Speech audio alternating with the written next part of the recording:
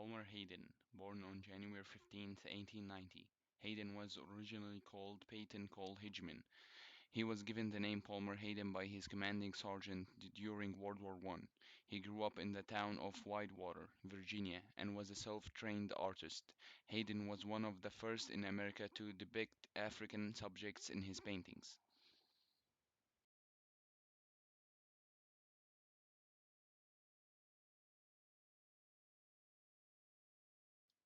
Hayden began to draw as a small child and was inspired to start drawing by his older brother. He enjoyed drawing landscapes of the surrounding countryside.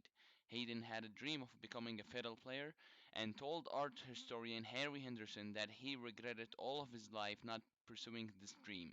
His family could not afford a fiddle, and he was simply too timid to follow his dream. Midnight at the Crossroads is an oil painting that reflects Haydn's harsh conflict between becoming a painter and becoming a fiddle player. Hayden moved to Washington, D.C. to find work when he reached adolescence. He became an errand boy and a porter. He started to draw fishing and sailboats, which he was around constantly during his workday. When he started to pursue an art career, he ran into his first encounters with racism. Hayden placed an ad in the local paper for an artist assistant, but was rejected when he showed up for the interview because he was black.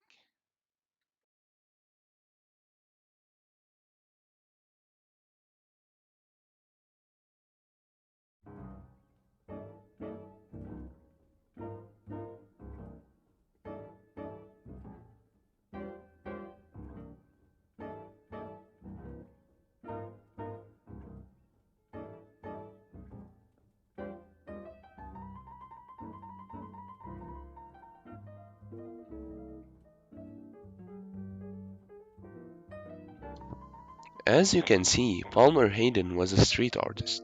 He drew in the streets of Harlem, while the public is watching him, because a lot of his drawings represented the life of the black community in Harlem, and how they had their own style in life, how they danced, and how they created their jazz music, and how they had their own stereotypes.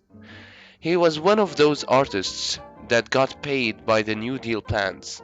He got money for his drawing, which gave him a little push to continue his artistic life.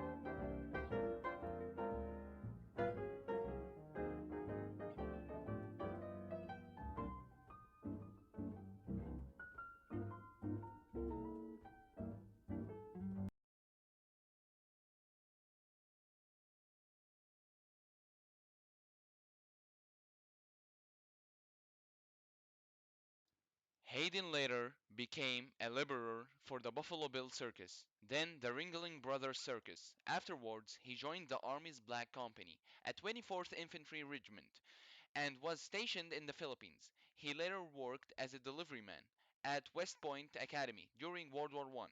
He moved to Greenwich Village after he was discharged to pursue a career in fine arts. While pursuing his slowly growing art career, he worked as a postal clerk, janitor, and a variety of other part time jobs. In 1925 and 1926, Hayden's work appeared at the Society of Independent Artists, and his very first solo show was in April 1926 at the Civic Club. In 1937, Hayden created The Janitors Who Paints.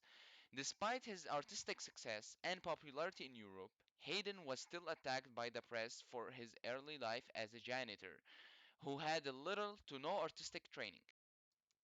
For years, Palmer C. Hayden, a Negro, has been cleaning houses and washing windows to make a living, and during his spare time has gone back to his room at the 29th Greenwich Avenue to dabble in oil colors and paint coast and river scenes that appeal to him. Yesterday, he received the first prize in fine arts from the Harriman Foundation. He painted for the fun of it, and not because he hoped to win any great appreciation of his efforts. As a young man, Hayden studied at the Cooper Union in New York City and also practiced independent studies at Booth Bay Art Colony in Maine. When Hayden was age 36, he won $400 and a gold medal for his painting Schooners. He submitted 5 paintings total to the Harmon Arts Foundation. A New York Times headline reads, Negro worker wins Harmon Art Prizes, gold medal and $400 awarded to a man who washes windows to have time to paint. The Harmon Foundation and the Commission on the Race Relations of the Federal Council of Churches, which was in charge of the foundation's awards program, was making rather dramatic statements by selecting Hayden's work for the award. The fact that such an award was given to a janitor with very little formal training emphasized how limited the opportunities were for a black man at the time. Also, the award launched his career as an artist.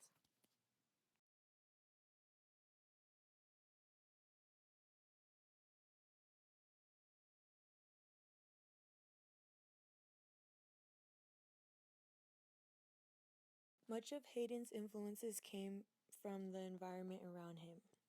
He enjoyed painting and used his time in Paris for inspiration. Over his next 5 years in Paris, Hayden was very productive, trying to capture elements of the Parisian society. On his return to America, Hayden began working for the United States government. His body of work mostly consists of oil and watercolor paintings, but also includes pen and ink drawings. Most art historians agree that his most influential or well-known work would be the ones which reflect African American culture. One of the best examples of this is his series of paintings called John Henry. Some people denounce his work as stereotypical and demeaning.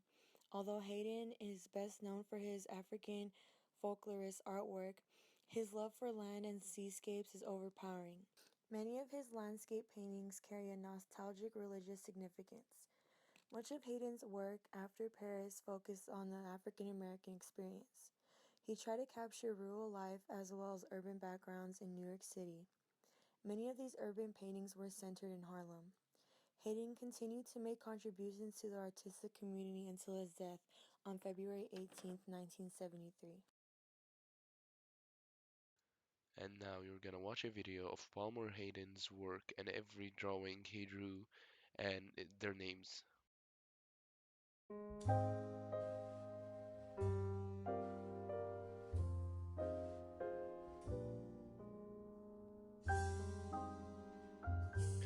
The subway is a painting that represents how strange and shy black people were in that era while taking the subway, surrounded by white people who are laughing and enjoying the ride.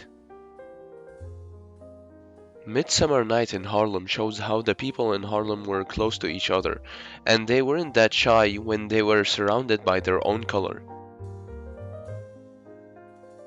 UNS is a painting that shows how the young age of the community had already passed the problem of racial discrimination, and how the boy and the girl are dancing a different kind of dances in the same image. Hayden was famous for capturing the black stereotypes in his paintings, and the watermelon race is a clear example of this. The card game shows how black people were strict while playing a card game. John Henry is a worker that Hayden drew a lot of his paintings around him. In this image you can see him laying down on the floor in a cross shape, which represent how black people had faith in their religion. And you can see in the background how white and black people grouped up to help him. The janitor who paints is in reality Parmal Hayden himself drawing the janitor who paints on the painting. It's like drawception.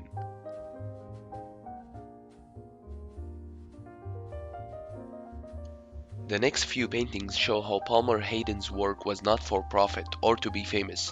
He drew it to put happiness in Harlem citizens' hearts, because a lot of black people who lived in Harlem saw the roughness of life in the South, and a lot of them didn't get along with the new life in the North. Even though he himself didn't have the best life in that time, he tried to give the people around him a better life in his paintings. You can see in one of the paintings a typical black woman and how busy she is in the kitchen.